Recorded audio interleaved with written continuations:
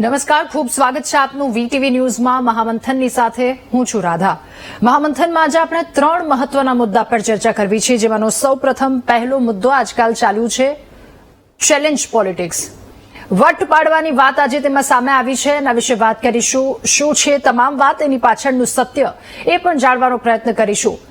પોતાના વિસ્તારમાં સારા કામો થાય, તમામ સુવિધાઓ સરળતાથી આપણને સૌ કોઈને મળી રહે, આ વિચારે આપણે સૌ એક પ્રતિનિધિને ચૂંટીએ છીએ, એમના પર વિશ્વાસ મૂકીએ છીએ કે આ વિસ્તારની કમાન અમે તમારા હાથમાં સોંપી છે, એટલે આ વિસ્તારનું પ્રતિનિધિત્વ સારી રીતે તમે કરશો એ અમને આશા છે। આ વિચારી લોકો પોતાના મતાધિકારનો ઉપયોગ કરી 1 થી 2 કલાકનો સમય પોતાનો કાઢી અને એક પ્રતિનિધિ ચૂંટે છે, પણ હમણાં 2 ધારાસભ્યના વટની લડાઈમાં ઉતરી ગયા છે।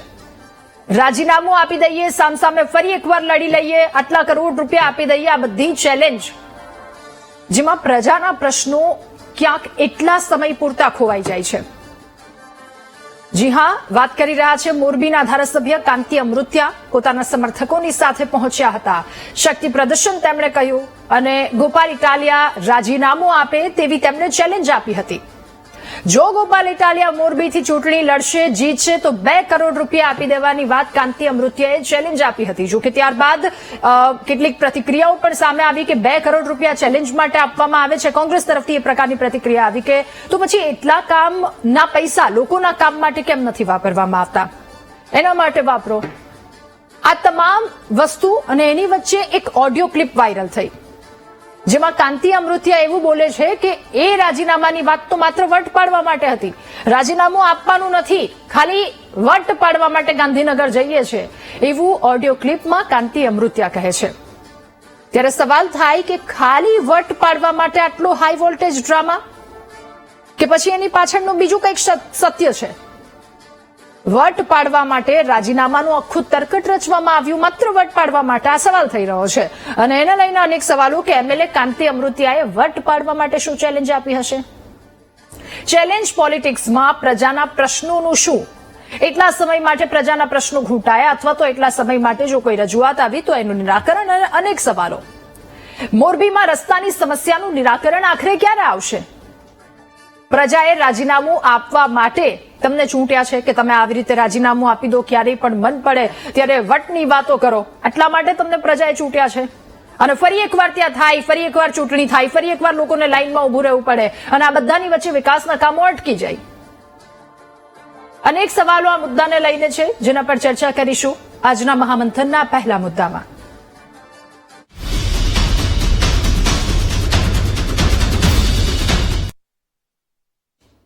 તો શું વટ પાડવા માટે રાજીનામાનું આખું તરખટ? કારણ કે એક ઓડિયો ક્લિપ સામે આવી, જેમાં એક કાર્યકર્તા સાથે કાંતિ અમૃતિયા કે જેઓ વાતચીત કરી રહ્યા છે, એક ઓડિયો ક્લિપ વાયરલ થઈ છે અને ઓડિયો ક્લિપમાં તેઓ એવું બોલી રહ્યા છે કે આ તો વટ પાડવા માટે રાજીનામાની વાત હતી, કઈ રાજીનામું થોડે સાચે આપવાનું હોય।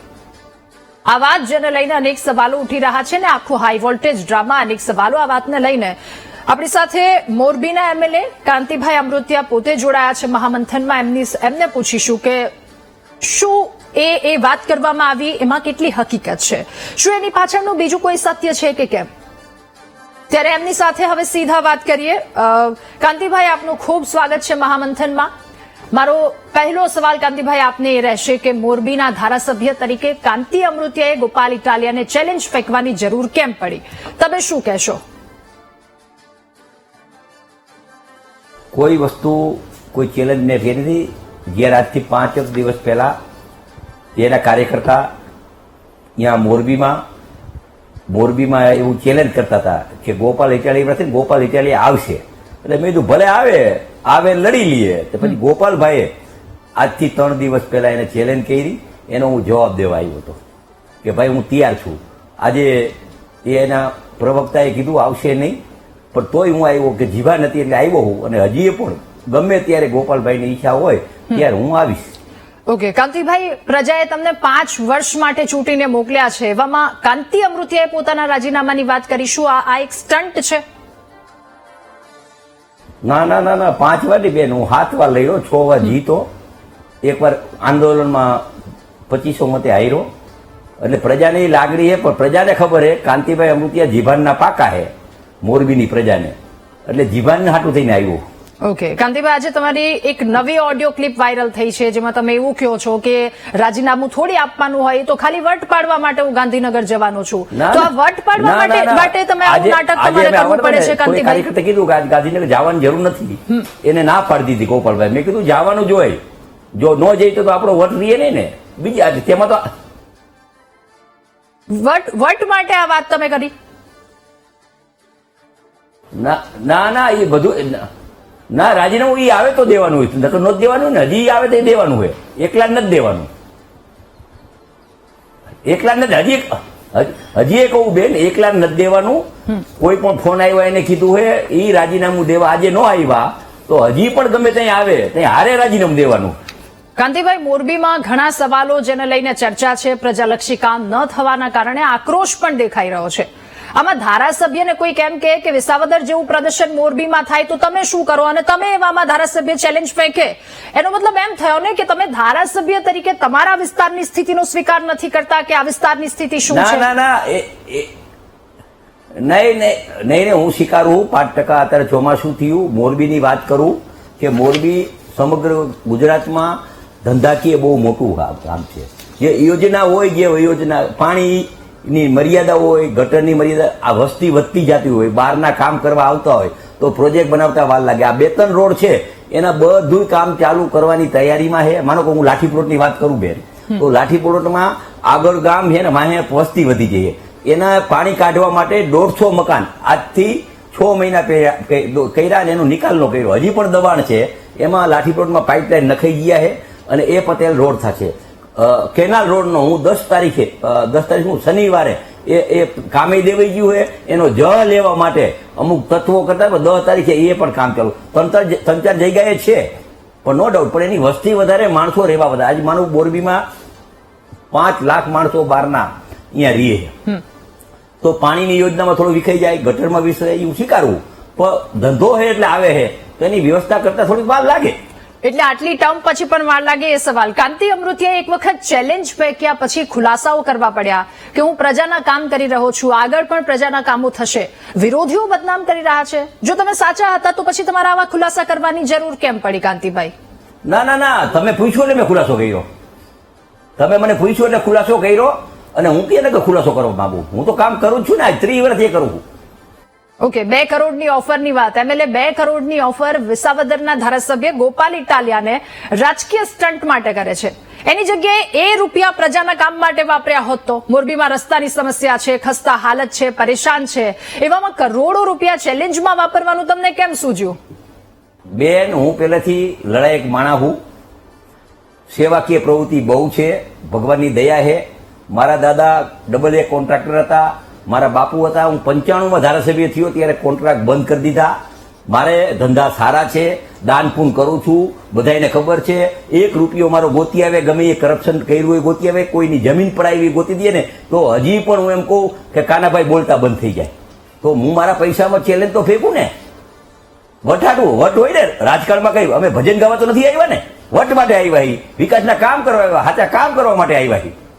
વટ માટે આપે કહ્યું તો કાંતિભાઈ, આ વટની સાથે તમને એમ નથી લાગતું કે કામમાં એટલો વટ પડવો જોઈએ? કોઈ સવાલ ઉઠાવીને ના જાય? બેન, કામમાં વટ છે. તમે હજી જોઈ જાઓ, 95માં મોરબીમાં પીવાનું પાણી ન મળતું, એમાં ખેતરે પાણી મળે છે. રસ્તા જોવો, 5 બ્રિજ થઈ ગયા છે, ડેમ નવા થયા છે, મેડિકલ કોલેજ થઈ છે, ઘણા રોડ થયા છે. ઉદ્યોગની દ્રષ્ટિએ તમે જુઓ, સબસ્ટેશન લગભગ ઓછામાં ઓછા સૌરાષ્ટ્રમાં જાજામાં જાજા છે. ગેસની લાઈન આપી, ખૂબ વટ, વિકાસમાં પણ વટ છે. પણ નાનું મોટું પ્રશ્ન વધારે વસ્તી આવે એમાં છે. એને આખું પ્લાનિંગ કરીને અને બદનામ કરવાની જે નીતિ છે ને એમાં મારો વધારે કેવું પડ્યું. ઓકે કાંતિભાઈ, ચલો આગળ વધીએ. કોંગ્રેસ નેતા લલિત કગથરા તેઓ આરોપ કરે છે કે રાજીનામાનો દાવો કરનારા જે નેતા છે એ આગળ પૂછ્યા વગર એક ડગલું નથી માંડતા. શું આ માટે તમે પાર્ટીની પરવાનગી લીધી? ના, આ મારો પ્રશ્ન મારા સ્વભાવ પ્રમાણે ભગવાનના ભરોસે મેં નિર્ણય લીધો. એ નિર્ણય શું કામ લીધો? કોઈ પણ ભાઈ ગોપાલભાઈ કોઈને એક જોડું મારે, ગૃહમંત્રીને જોડું માર્યા પછી મોટા થાય પછી તમામ અમારા આગેવાનને બદનામ કરે, તમામ સંતોને બદનામ કરે, કથાકારને બદનામ કરે, એને એની કાંધે મૂતર ચડી ગયું હતું.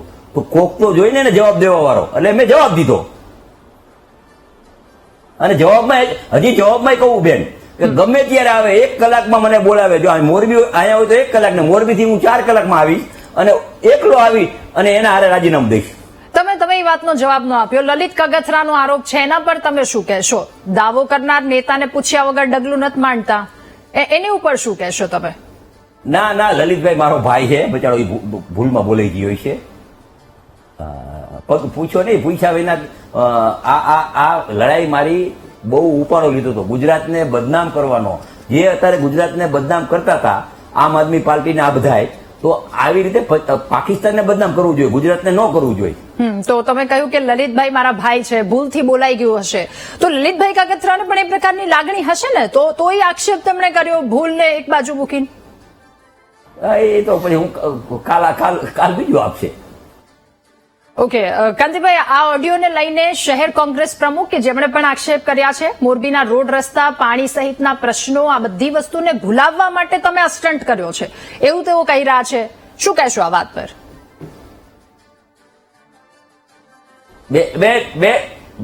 બેન પેલા સાંભળો, મોરબીનો વિકાસ છે ને એ તમને સાંભળો, 5 લાખ માણસ બહારના કામ કરે, 3,000 ઉદ્યોગ છે, દરરોજ 15,000 ગાડી આવે છે.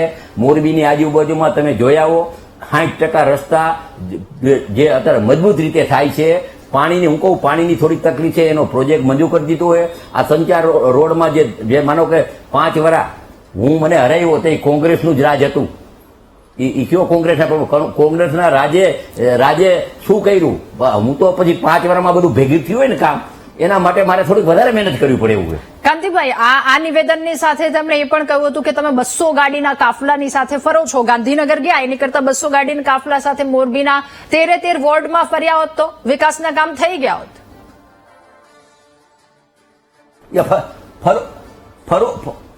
ના, હું ફરું જ છું. હું હવે ફરું જ છું. 2-3 દિવસ સુધી ફર્યો, કાયમ ફરવું. અને એના કરતા જયારે મોરબી ભૂકંપ આવ્યો ને ત્યારે 1.5 વર્ષમાં કામ કર્યું. 840 કિલોમીટર હાલીને ફર્યો હતો. હજી કોંગ્રેસના પ્રમુખને એ ખબર નથી, એ પણ મારા ગામનો હે કે આ હું બધે ફરું છું. કાંતિભાઈ, હવે છેલ્લો સવાલ કે આપ શું ઈચ્છો છો? આ વટની ચેલેન્જ વાતનો અંત કેવી રીતે આવે? કારણ કે પ્રજાના પ્રશ્નો એક બાજુ પડ્યા છે ને.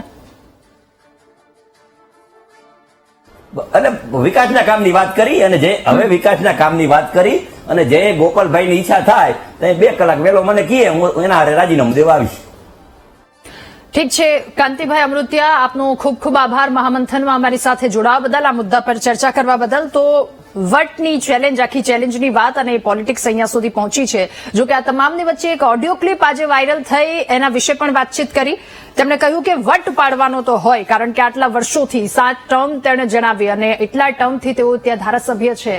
ભગવાનની કૃપા, ઈશ્વરની કૃપા, તમામ વસ્તુની વાત કરી અને એ વટની વાત તેમણે સ્વીકારી છે, વાત તેમના દ્વારા કરવામાં આવી. પરંતુ આ તમામની વચ્ચે અંતે વાત ત્યાં આવીને ઉભી રહી જાય છે કે લોકોના સવાલનું શું? ફરી એકવાર ચૂંટણી યોજવાની તમે વાત કરી રહ્યા છો, આટલો સમય ફરી એકવાર વેડફવો પડશે, ત્યાં લોકોનો સમય પણ વેડફાશે. સવાલને લઈને શું? મહામંથનમાં આગળ વધીશું. બીજો મહત્વનો